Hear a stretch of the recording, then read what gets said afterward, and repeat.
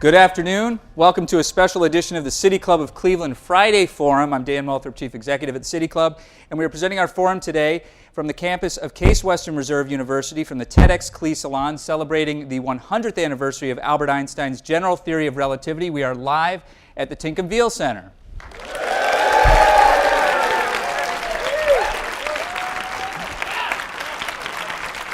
This TEDxCLE event is presented by the university and in particular by the Institute for the Science of Origins with support from the Siegel Lifelong Learning Program. You can applaud for everything if you want at Case and the Cleveland Museum of Natural History as well as Mitchell's Ice Cream.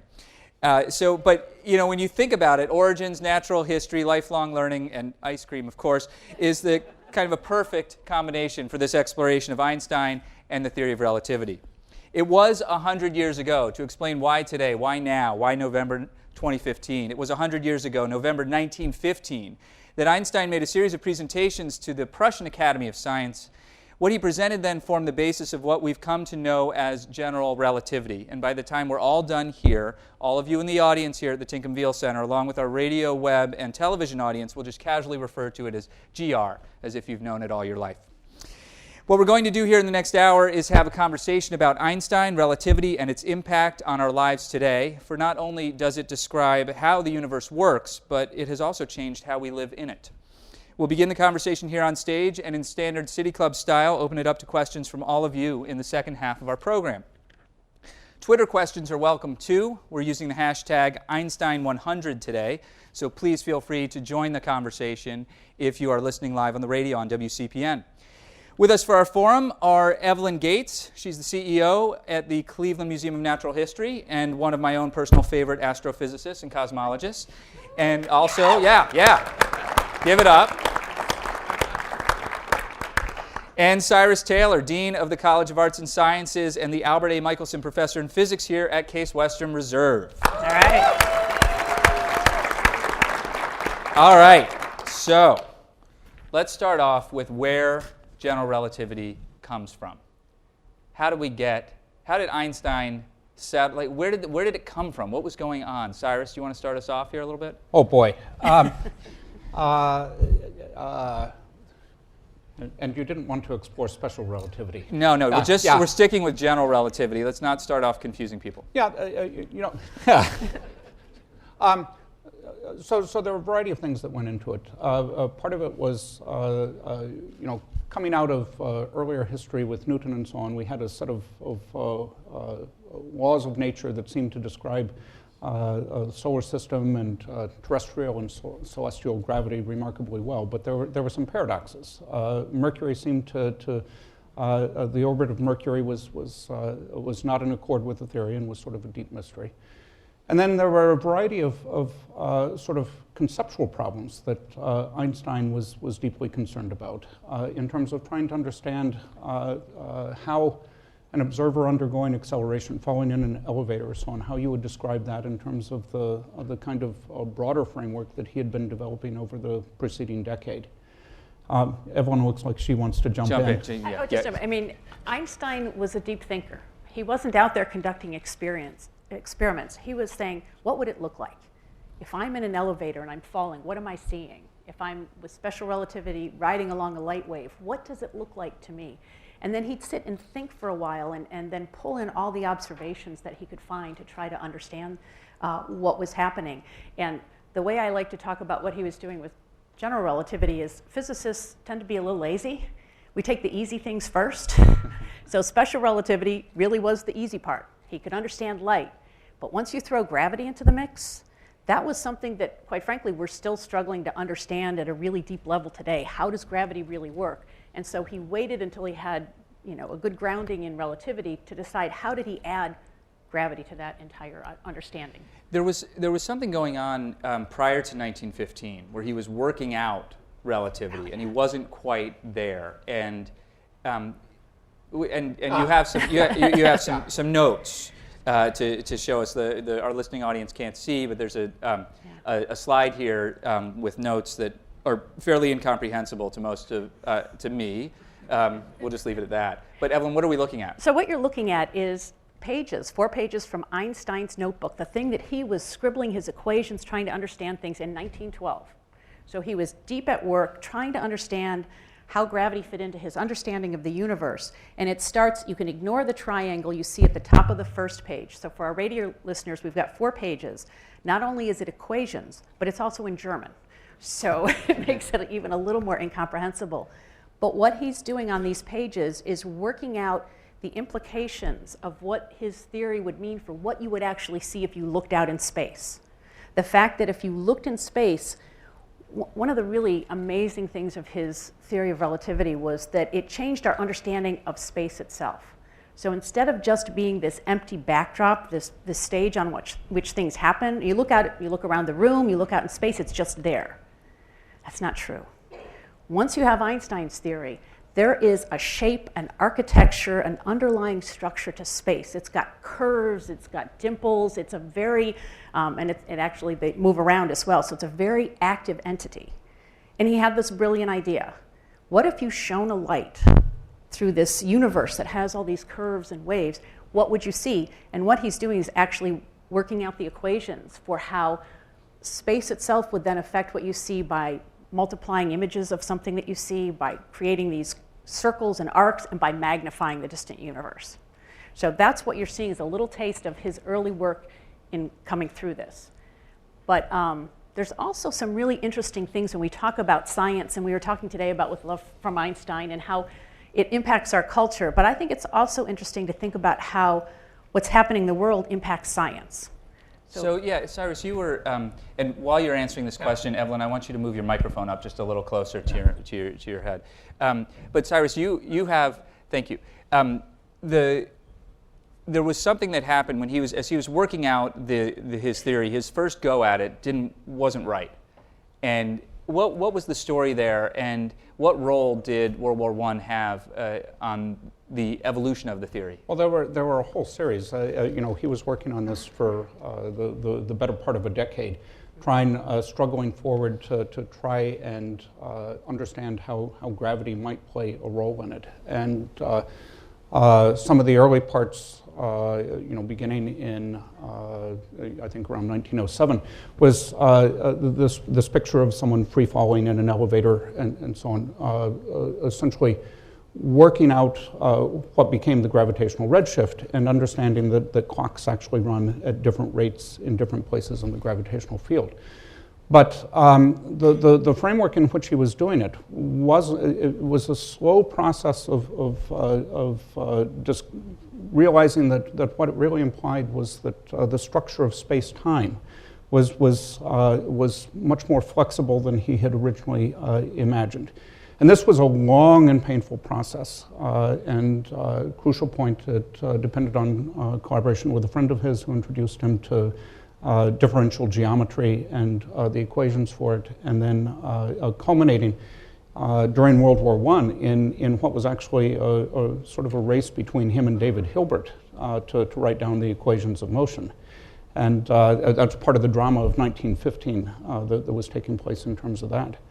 But the sequence of, every year he was coming back to the same problems, and every year sort of finding flaws with what he'd done the year before, until finally he found the right framework. And even within November of 1915, right, there was a series of 4 papers there, and week by week there was a series of deeper and deeper insights into what by the 25th was more or less our current understanding of how space-time works.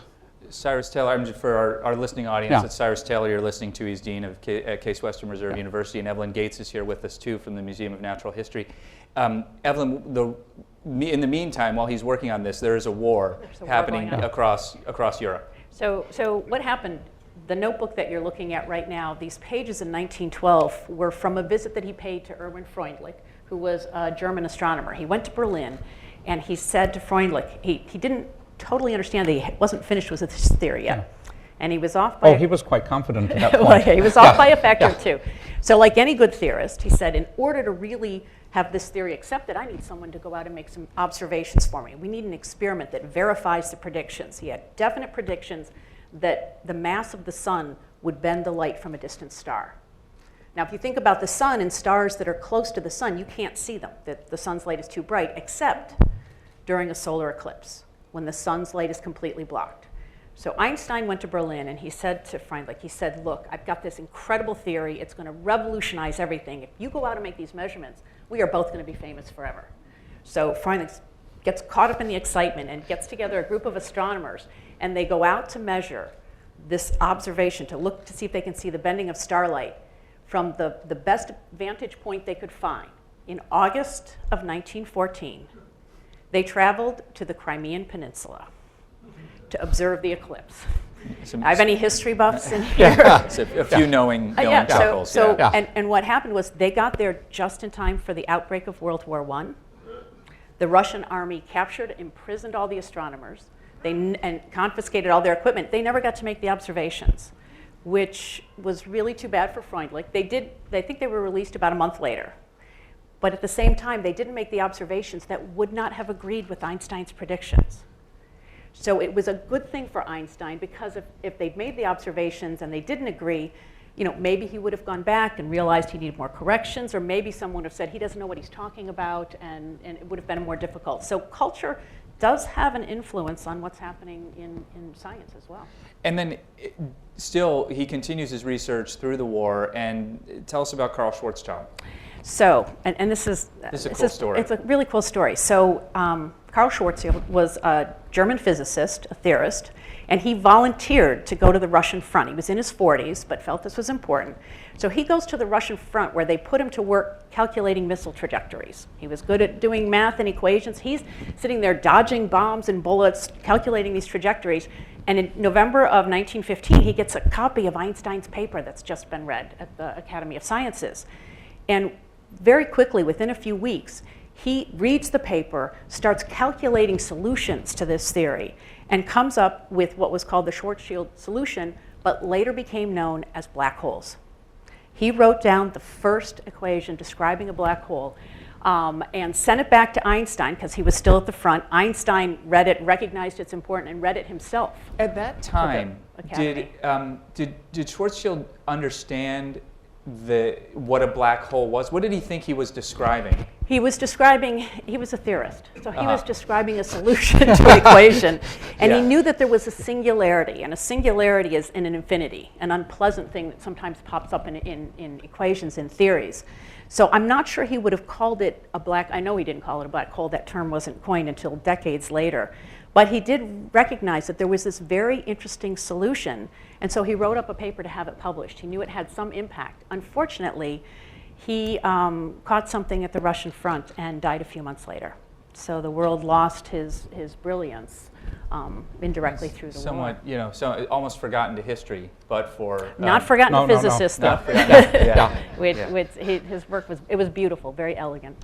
So let's switch gears here. We are at this TEDxCLE Salon celebrating the 100th anniversary of this theory of general relativity, or general theory of relativity. I kind of get it confused, and I'm probably saying two completely different things when I say that. But what, apart from great science fiction films like Interstellar, what has general relativity gotten us today? Well, Take that one? I'm sorry? You take this one. Cyrus Taylor, go ahead. Yeah, the part that's changed all over, there's a couple of parts. I mean, one is that we'll be talking about is a little later is our view of the universe. But general relativity actually plays an immense practical role for all of us. How many of you have GPS in your car or on your cell phones or anything? Yeah, everybody's hand. Yeah, everyone's radio hands audience goes know up. that everybody's hand just went up. Right. Yeah, the way GPS works is we've got satellites in orbit with precision atomic clocks on them that send out very accurate time signals. And so if I'm sitting here with a clock and there's a satellite up there and it basically sends a signal with a timestamp for when it is, it arrives here. You subtract the two, divide by the speed of light, you know the distance. And if you've got 3 satellites like that, then you can tell where you are. The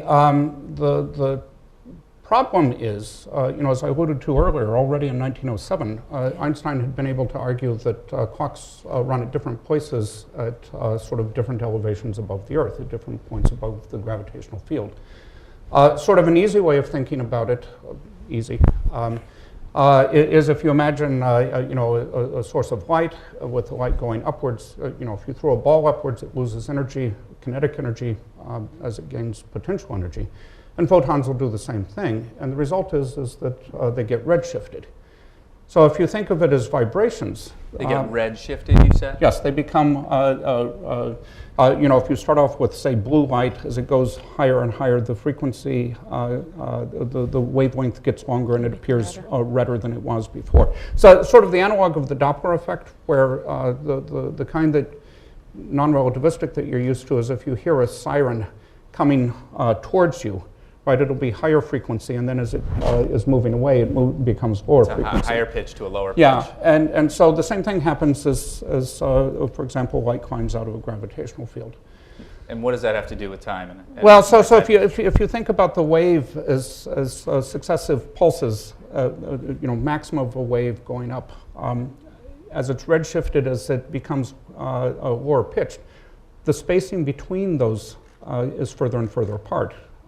Which means that, a clock ticking here, as you see it up here, the spacing is greater between. So another way of looking at it is basically the time is running at different rates at different elevations. So for GPS to work, you actually have to make sure that you understand that and get that correctly. And there were sort of laboratory experiments confirming this in the early 1960s, the Pound-Rebka experiment. But a critical one, which I only realized last night I'd actually been present at, was in November 1975, when the Air Force put a couple of masers on an airplane at Patuxent Naval Air Station. What is a maser? A maser is a microwave analog of a laser. It's a precision atomic clock. Okay. It's sort of the most precise clocks that we could produce. And so it was an airplane that had a series of precision atomic clocks on it, and flying around very slowly with ways of tracking its trajectory so you could take into account special relativistic effects. And then another series of very high precision clocks on the ground. And what they did was basically compare the rate at which the clocks were ticking at various altitudes with down there, and lo and behold, as you go higher and higher, the clocks are running faster and faster. And the magnitude of it is, and the reason I was there was my uncle Charles Steggerter was doing the timing circuitry on it and invited me out to come and see it. And at the time, it just seemed like a really cool test of general relativity. It's part of what sent me into physics. But no one had heard of GPS at the time. But that of course, was why the Air Force was sponsoring the research. So what's the difference? I mean, what do you find that the difference in timing actually is? Well, so over the 15 hours of that flight, where they were about 30,000 feet up, it's about 15 nanoseconds, 50 billionths of a second. Now, 50 billionths of a second doesn't sound very much, but light moves at a foot a nanosecond, right? That's a convenient unit, not the way we usually remember it. And so if remember that the way that you use GPS is you look at differences in timing, and if your timing is wrong by 50 nanoseconds over 15 hours, you'd be off by 50 feet. Now the satellites are much higher up. They're order of 12,000 miles up, and the difference there over the course of a day ends up being on the order of 40 microseconds, 40 millionths of a second. Doesn't sound like a big number, but that's like 7 or 8 miles, and so the cumulative errors every day would completely swamp the whole thing. That is phenomenal. So these wonderful devices all have to take into account. So the reason the Air Force was doing this was, Einstein, he originally was wrong by a factor of 2.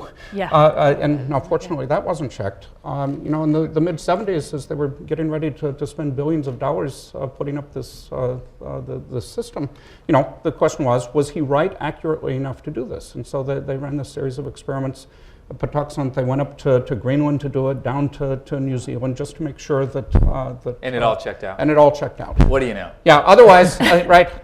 Otherwise, we'd have lots of collisions. I'm going to say the next time you find that restaurant you're looking for at Yelp right around the corner, you can say thank you to Einstein. Yes, because otherwise that's you'd be exactly miles right. out of your Miles. Yeah. So it's really astonishing to some of us outside the scientific community that this theory about all the things you've described that I can't begin to re-articulate would actually relate to timepieces and GPS, and then also relate to the appearance of stars from far-flung solar systems. Can you talk a little bit, Evalyn Gates, from the Museum of Natural History, a little bit about like what this is all about? And so you have another slide for us. I have a slide, but can I show my toy first? Yeah, show the toy. Okay. So this is the radio audience is really missing out here, but circle it's, made of plexiglass for the radio audience. It's about 8-10 inches across. And the idea is that this is a piece of plastic that has been machined to do the exactly same thing to light that space-time does. So if I'm looking out at the universe and I'm looking at something and there's a galaxy between me and that distant light that I'm looking at, I'm going to see these really funky effects. So you're going to see circles and arcs and multiple images of things. You might see something 5 times over that's really 5 images of the same thing. So it's like a funhouse mirror effect. But it's a really great way to explore the universe, to try to understand what Einstein was really telling us. And for the radio audience, this is a similar thing you can see when you hold up a wine glass and stare at the stem of at the base, below the bottom of a wine glass. So you hold that up. And you can look through, so you could look at one of the spots of light up here, and I can make it into a perfect ring of light. I'm going to hand it to Cyrus so he can play while I'm talking. There we go. While you talk. The best thing to do is look at the person next to you, because then you could see what I would look like if there were a black hole between us. Yes. Isn't that good? Dan looks like a donut at the moment. Not surprisingly. Yes.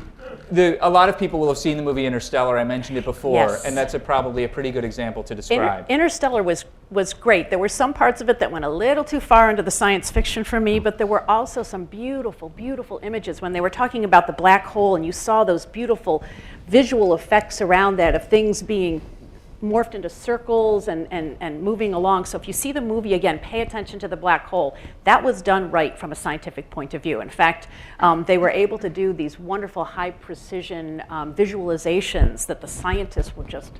Based on the mathematical models. Based totally on the math and Einstein's theory of general relativity. So there's a movie, there's another cultural impact. You've got a great movie. Ignore the thing where he falls through time in the multi-mirrored rooms. But the difference in time with the space travel, all of that, those conversations that they had about the people aging, and he comes back, and his daughter is as old as his grandmother would have been, whatever. That's back into special relativity, but yes. So it's amazing. If you think about what Einstein did too, even before I get into this image, he completely changed our image, our worldview of the cosmos in which we live. So before Einstein's theory of general relativity, the universe just was. There were things in it. We were studying it as scientists to understand what was in it, how they moved around, how these things worked. But the universe just was. Once he came up with his theory of general relativity, and then about a decade later, Hubble measured sort of that the space itself is expanding. Time is now a very important part of how we understand where we are in the universe. The universe has a past. We can trace it back to the Big Bang, and it's got a future. It's evolving and changing. And to me, that's just mind-blowing. That's one of the most incredible facets of what he brought to us, which is completely overthrowing our understanding of where we are. Evalyn Gates, you dropped a little bit of knowledge before that I wanted to pick up again and examine. You said that you can be looking into the night sky and see 5 different things that are actually the same thing being the same 5 different images of the same thing appearing to you simultaneously or over time. Or over time. Yeah. But explain what you mean, because there's a very particular example you were talking about. So think about the lens that Cyrus is holding up, and you can do it with a wine glass. So for our audience at home, for the audience here, once you get home or have a break, go get a glass of wine and look. And before you pour the wine into the glass, that's important. Find a spot of light and look up at it, and you will see that you can quickly make a single point of light into a complete ring, a beautiful circle, or you can make 2 images of that same spot of light. And that's what we're seeing out at the universe. And just as you know when you're looking and seeing those 2 images that the wine glass is doing something, we look out and see those same effects in the universe, and we know that it's space itself that's doing it. So the image that I have in front of you is one of these beautiful, gorgeous images from the Hubble Space Telescope, and it's full of galaxies, distant galaxies. You're looking at some bright white lights, the bright white sort of blobby things. Those are galaxies, and a cluster of galaxies, probably hundreds or maybe 1,000 of them, and then lots of smaller things that are, for the most part, galaxies that are even much further away from us than this cluster. And this cluster, all the mass, all the stuff in the galaxies and the dark matter that surrounds it is warping space in an incredible way and creating a lens, just like the one I was holding up earlier, to change the way we see things when light is viewed through that lens. So if you look carefully at this image and you look in sort of the upper left-hand corner, anybody see a Space Invader? You guys remember the video game from the 70s and 80s? Right. There's a little space alien invader in there. And that's not really a space invader in space.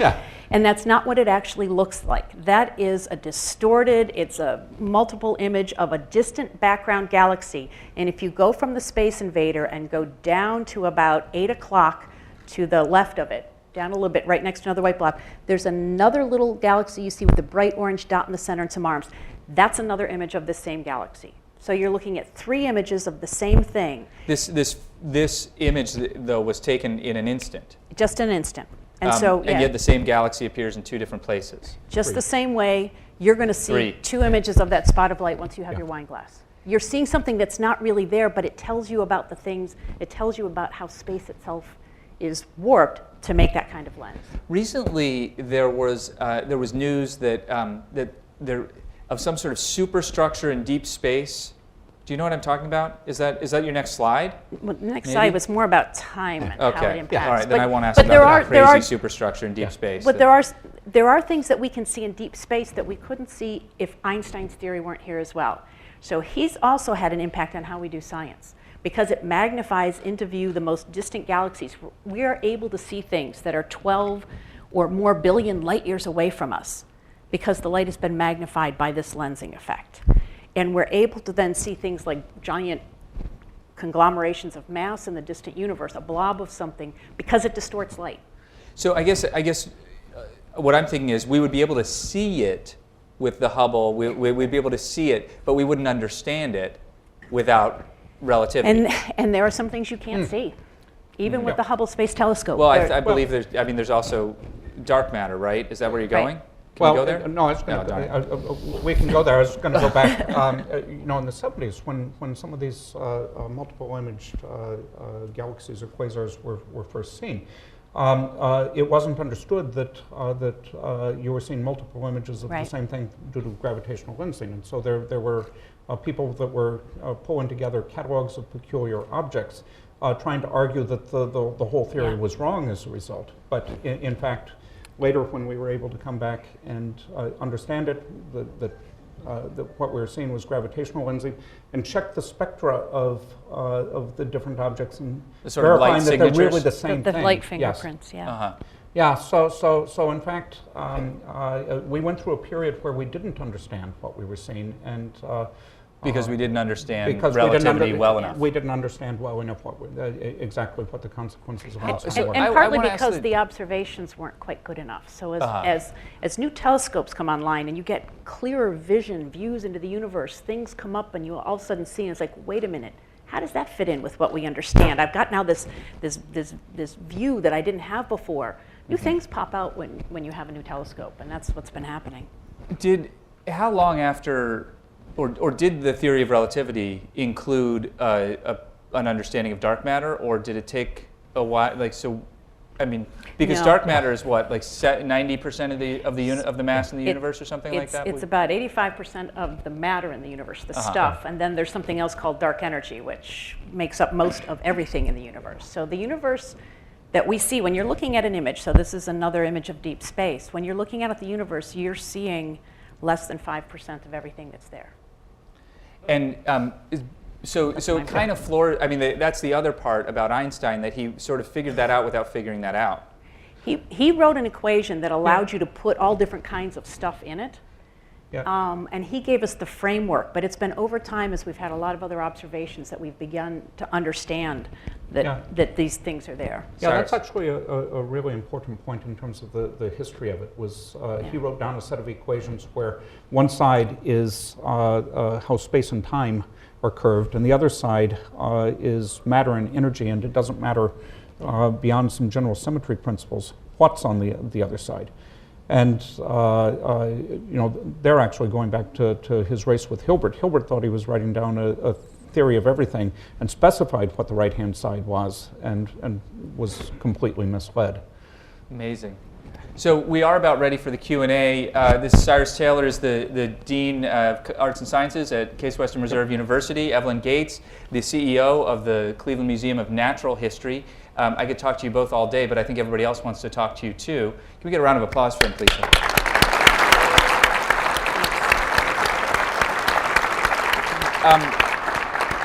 So if you have a question, please make your way over to the microphone. If you want to tweet a question, feel free to tweet it with the hashtag Einstein100. If you have no questions, I'm going to keep asking things.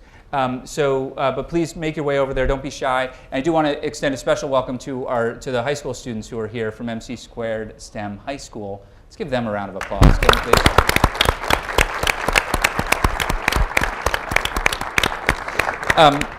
Okay, looks like we've got one or two questions coming along. Maybe, sir, go ahead.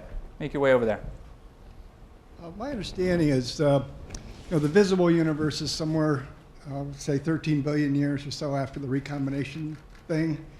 But I also thought I read a number of places that on the other side of the visible universe is an extension of the universe. Number one, is that nonsense?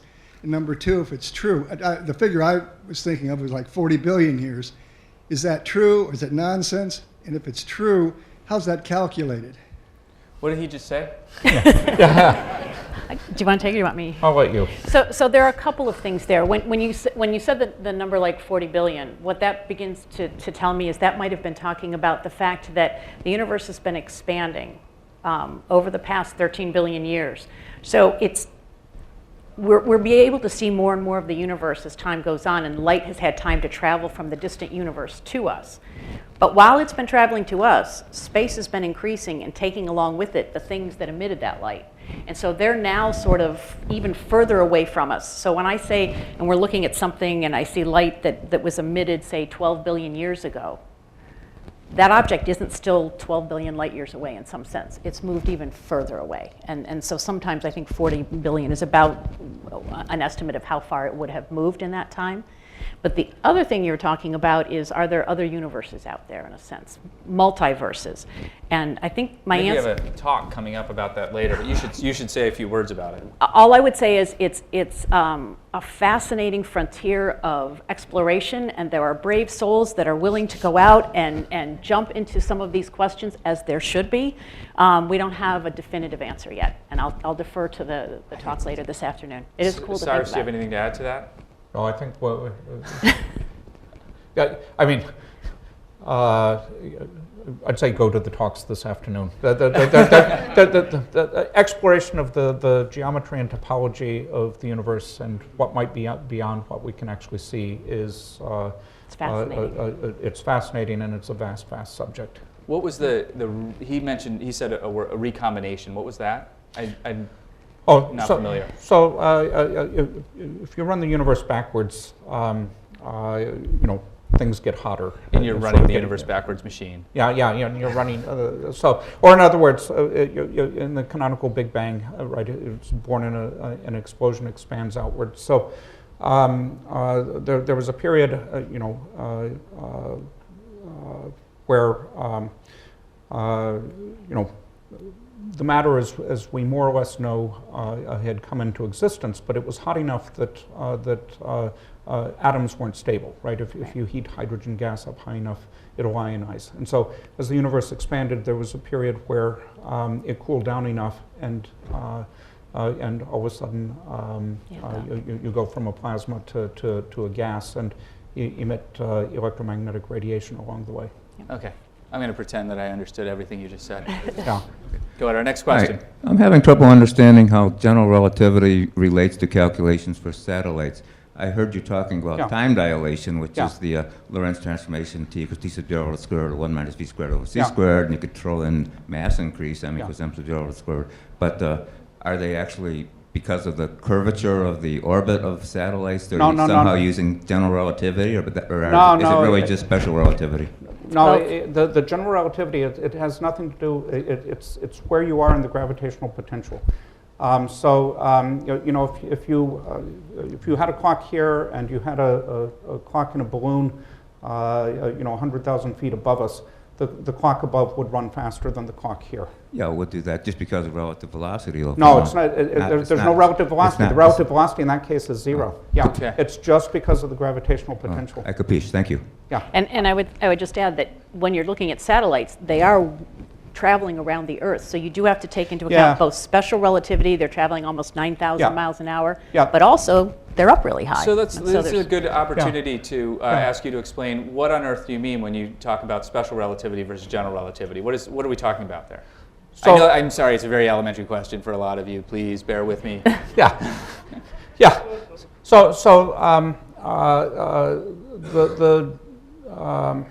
There's a couple of starting points to it, but probably the simplest definition of it is special relativity is looking carefully at how the laws of physics or how things appear to change or stay the same as you move from one inertial frame to another.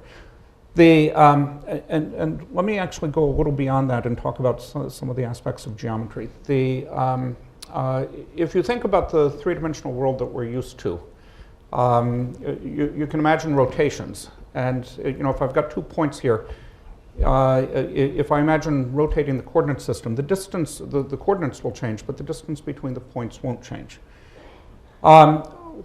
What Einstein learned as he was exploring essentially the symmetries of electromagnetism, that's how he stumbled onto special relativity, although there's other ways of approaching it, was that our full description of space-time is more complicated than that. If you want to consider different points in space and time, and consider not just rotations, but how it appears as you have observers moving past at a constant velocity, then the difference isn't the Pythagorean theorem, the sum of the squares being the invariant, but it's the sum of the squares of the distances minus c squared times the difference in the time. And so you've got this bizarre generalization of Pythagoras with a sign flip thrown in. Okay. That clears it all up. Thank you. Evalyn? Yes. Anything to add? Well, I'm just going to simplify it even more. Special relativity is just looking at things, how it looks different if you're moving fast. So if you're moving, one thing is I'm sitting right here. I'm looking at an airplane that's going by really fast. Things are going to look different to me as I look at the airplane and as the airplane looks at me. So that's just looking at relative changes in how things appear to us. So would that be like the difference between how if I'm standing on the Earth, I look up at a plane, or if I'm it looks one way, or if I'm in another plane passing that same plane. And finding out that time, so the cool thing about special relativity is right then you found out that time is not the same for everybody. It doesn't pass in the same way. It depends on how you're moving relative to somebody else. It's really hard. But there's no gravity. There's no gravity in it. General relativity is saying, let's take this idea of relativity and how things look to people depending on how they're moving or where they are relative to one another, and throw gravity into the mix. Because gravity is very complicated. It acts in a way that, as I said, we're still trying to understand. So it also has impacts on space and time, but in a different way. That probably didn't help. It does help a little bit. And then you add on to that the fact that every object in the universe is constantly in motion. Mm-hmm. Right. So everything is always moving. Okay. All right. Can I say one more thing Yes, too? When please. you're looking at pictures like this, we're talking about stuff. These ideas, they're equations. They're heady. It's hard to get your mind around. Einstein himself couldn't get his mind around these things for years, as Cyrus described. Did he have In a few fact, bad days? He had some really bad years, I think. Because the one thing he couldn't understand was that space could be warped. It could be shaped. I mean, if you think about it, that's a really big thing to. It's just there. And when you're looking at the images that we see from space, and when you're seeing these multiple images and these circles and these cool things out in space, you are seeing general relativity etched on the sky. It really did. You're actually being able to see that space itself has this shape to it, and you shine a light through it, and you can actually see it. So this lensing effect that we're talking about is the visualization of what I think is a very beautiful theory. If you're just tuning in to our radio broadcast, this is the City Club Friday Forum, broadcasting from the TEDxCLE Salon, celebrating the 100th anniversary of Einstein's general theory of relativity, GR, as it's affectionately known. By those in the know, you're now in the know, so you can do that. We're with Evalyn Gates of the Cleveland Museum of Natural History and Cyrus Taylor, Case Western Reserve University. Our next question, please. Yes, thank you. My apologies if you already covered this. I was late for this. Now, I was on time for the other one of these in the other universe, but I was late. That's the way to go. Well played. Perfect. And Dan, this is maybe a question at our level. When I hear humans talking about and using the words universe, there are companion words, light, time, space, and energy. And I hear energy probably used more than anything these days. What is energy? Well, that's an easy one. Thank you. Yeah. So energy, there's two things. So what I'm going to do right now is take dark energy out of this discussion, because dark energy is something very different. It got that name simply because it wasn't matter, and so it doesn't behave the same way. But if we're talking about energy, sometimes we think about it in terms of looking at how things are moving around. It's a measure of how things are moving. You have potential and kinetic energy, which can change from one kind to another. It's a characteristic of whatever you're looking at, a system that tells you something about how fast it will move in that system. If it's got potential energy, it tells you something about temperature, perhaps, because temperature and energy. And at Einstein's level, you've got his mass and energy equation, which tells you that you can take a couple of particles of mass and transform them into pure energy, which is light. So light is a form of pure energy. I don't know if you have anything else. Does that help? No. Okay. Yeah. Cyrus Taylor, anything to add? Although I've got to say, in this conversation, you haven't been the one who usually simplifies anything. Yeah, I'm not sure in this context I can either. You could teach a couple of graduate courses on this subject and still leave it as a mystery. Right. Do we have a question from Twitter? We do. At Do Dark Matter would like you to please discuss the relation of modern dark energy to Einstein's self-described greatest blunder, the cosmological constant. Yeah. Oh, okay. So Okay. you've got to define at least 3 of those terms. Okay, so we're going to take this back. When Einstein wrote down his equations, he wrote down a theory. And what happens when you write down a theory? It's just a mathematical equivalent of making a little model out of balsa wood and other things. You've created something that's modeling something bigger that you can't actually create. So he made this model out of math, and he pushed the button to say, what does the model do? And the first thing he saw with this model, he turns on something that's describing all of space and time, and all of a sudden it went, whoa. The universe wasn't static. In his model, he saw that it was expanding or contracting. It's moving around. He said, I'm looking up at the night sky. The universe, it's not moving. It's just there. The universe is stable, so I need to throw something else in my model, a little shim of some kind, to keep it from moving. So he added something called the cosmological constant, which kept the model so that the universe just was. It didn't expand, it didn't contract, and therefore it didn't have the past and the future that we talk about. So he breathes a sigh of relief. And then about 15 years later, an astronomer goes out and looks at galaxies in the universe. And what they find is, as you look at distant galaxies, they're all moving away from us. And as we looked at what that meant, if we weren't in a special place in the universe, everything moving away from us, or I could go to another galaxy, everything moving away means that space itself is expanding. Exactly what Einstein's original equations showed. When he heard about this, Einstein said, whoops, my biggest blunder, Yeah. and takes it out. He had a chance to predict the expansion of the universe. But again, these are ideas that if you stop and think for a minute, it's hard to wrap your mind around, and it made no sense to him. So he didn't want it to do that. He thought it was a better description. He pulled it out.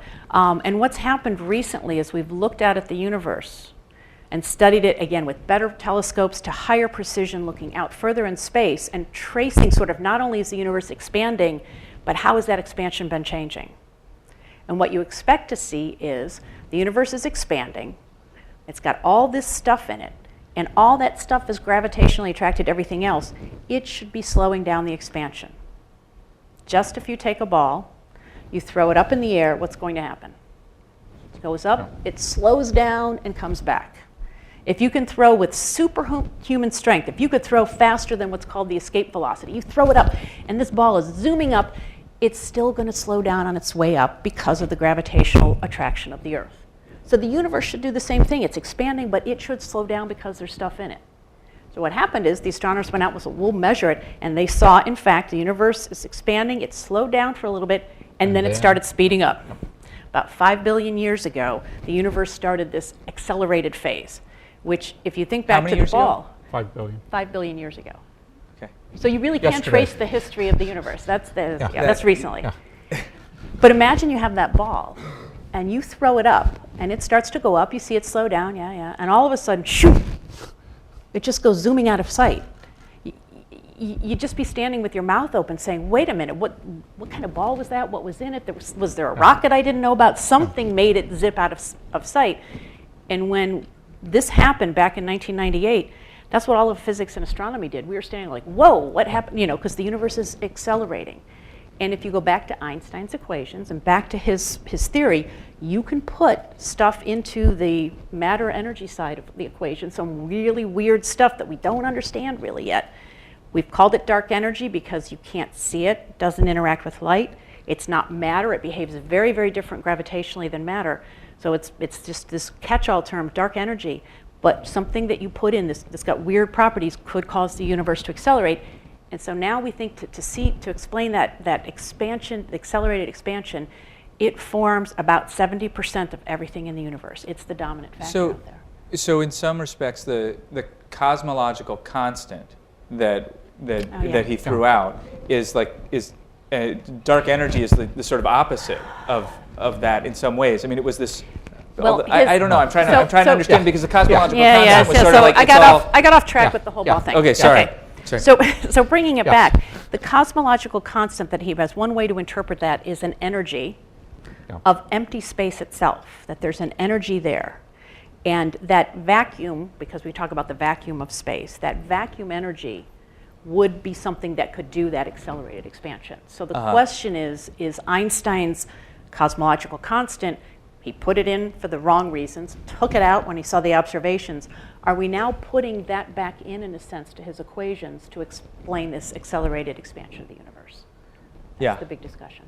And this was how many years ago that we recognized? The observations, 1998. 1998. It was the Nobel Prize in 2011 was given for this discovery of the accelerated expansion. So big news. And can you briefly describe? You said, "Oh yeah, so we can do that now. We can figure out the history of the universe, all that." Can you briefly describe how is it that we can do that now? So okay, sure. If you want to measure the expansion of the universe, you need to look at distant objects like galaxies or supernova in those galaxies, and you need two things, the same two things that Hubble used. You need to know how far away the thing is, and you need to know how fast it's moving away from you. Now, how fast it's moving away from you actually turns out to be the easy thing because of something that Cyrus talked about earlier, which is when you look at the color of the object, and we actually look at its spectrum. We look at the fingerprint, the fine details of the color, but color works. If you look at the color, things get redder as they move away from us. And the faster they're moving away from us, the redder they get. So it's actually pretty easy to get very high precision observations of how fast something's moving away. This is the redshift we spoke of before. Okay. But trying to understand how of the speed at which it's moving away. Okay.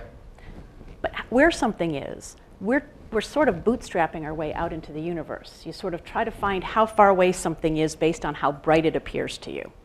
So this is something they often teach in high school classes. You have a standard candle, a light bulb. You know how bright the light bulb is. You put the light bulb from here, let's say you put it in downtown Cleveland. You see how bright does it look? And it's going to look dimmer, right? Because it's further away. And then you can calculate by knowing how bright it is if it was right here in the room with me and how bright it appears to me when I look at it downtown Cleveland. I could measure the distance from here to downtown Cleveland. Mm-hmm.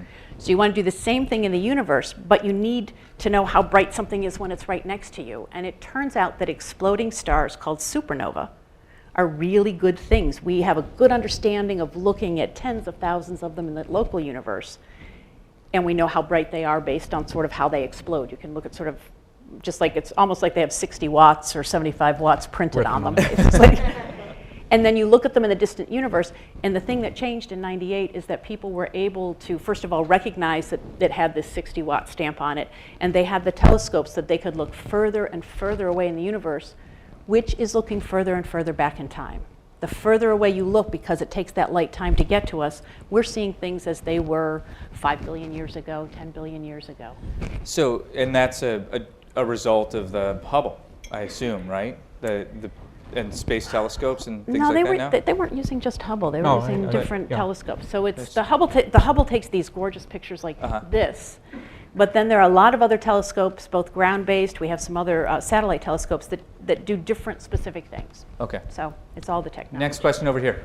Question might sound a little bit crazy, but is there any measurable effect of participants or observers on the things that we study at this macro scale? I mean, I know things are far away, so they might not even exist anymore, but at the micro level, right, there's sometimes evidence of quantum mechanics. Observers having an impact on what they're observing.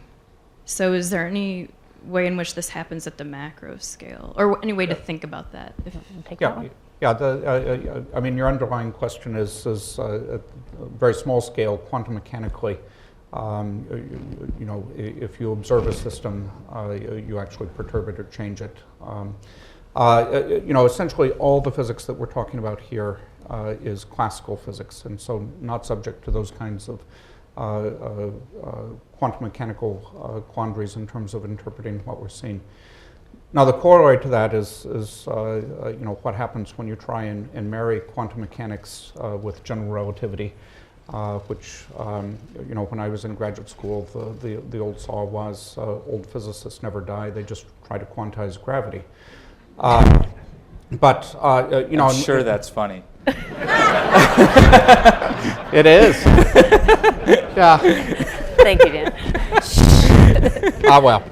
In any case, what I was leading to was, you know, in fact, an immense amount of work has gone into this over the course of the last few decades, trying to understand at sort of a very fundamental level where you could imagine these kinds of things coming into play. But so far, without any observable output. You know, thank you for that question. We have just a few minutes left, and I wanted to use those few minutes to ask you to look ahead, where you think GR is headed, and I know that we're going to have, for those of us who are in the room at Case Western at the Tinker Field Center, we're going to have all these great presentations this afternoon, but that are going to answer some of these questions. What are the big questions? We mentioned multiverses earlier. What are the big questions? So I think one of the biggest questions is, what is dark energy? And this dark energy we talked about a little bit, it's now controlling the ultimate fate of the universe. So if we want to know if the universe goes expanding dark forever, and controlling the fate, I mean, it sounds so nefarious. Sound like a nice, a good movie theme that we have going here. So trying to understand what the universe is made of. I mean, that's something humans have been trying to do ever since we've looked around and tried to understand what the Earth, what the world around us, what are things made of? What does it look like? And to me, when we're talking about general relativity, one of the most exciting things that's been happening recently is it's gone from a theory that we're trying to understand to a tool that we're beginning to use more and more. So because we understand what general relativity does, we're now able to use it to look out in the universe, to look for the impact of dark energy and different kinds of solutions for dark energy on the universe itself. We're able to look out and try to understand if there's dark matter out there, how is it distributed, where is it, how strongly does it interact? I mean, there are all kinds of really great questions. And so to me, when you have a theory that is as I'm just going to call it challenging, to wrap our minds around as general relativity. When it's that challenging, and we're now at a point where it's not just a theory, now it's a tool. Now it's something we know how to use, just like we learned how to use the steam engine or lasers for different things. We're able to use this in a really exciting way. You've used the word architecture Yeah. to describe the structure of the universe. What do you mean by that? Because, I mean, if you think about empty space, you just think about nothing, right? If you were to picture deep space, it's just nothing, right? But now think about space as a thing where it's hard because we're thinking of stuff that could have curves or warps in it. So all I can say is picture a giant universe of clear jello, but there's a structure to it where it's maybe a little denser in some places and not as dense in other. And so it's not just this perfect clear jello the same everywhere, but there's a structure to it. An ether? Did that get even more confusing It than did, anything a little else? bit. But it's space itself is not just nothing, and it's not just exactly the same everywhere. And it's got an architecture, and we're trying to find ways to see it. Because we're very visual thinkers, and you want to see what it looks like. And by using some of these lensing techniques, by looking at the universe and understanding general relativity, we are going to reveal that architecture. And to me, that's just really cool. Cyrus, what are the big unanswered questions that are compelling you? So much of my career actually was trying to quantize gravity, and you weren't old yet. and I wasn't old yet. No, I think there's still deep conceptual issues in terms of understanding both the structure of it at really small scales.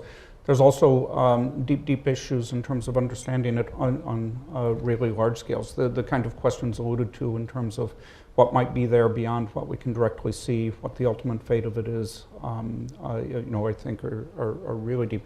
The one real sort of moral to the story of over and over again with the story of general relativity is there's always going to be surprises around the corner. We over and over again we have thought we understood everything and then been surprised as sort of nature revealed the next level of revelation. And that's my expectation is if we're having this quarter century from now, we will be surprised at what's happened in the meantime. Wonderful. I feel like we should end by singing happy birthday to general relativity, but we'll refrain. Cyrus Taylor is the Dean of the College of Arts and Sciences at Case Western Reserve University. Evalyn Gates, the CEO of the Cleveland Museum of Natural History. I'm Dan Moulthrop. All of us are huge fans of Albert Einstein and of TEDxCLE. And so from Case Western Reserve University's Tinkham Veal Center, we're going to call the forum adjourned. Thank you both so much. Thank you. Thank you.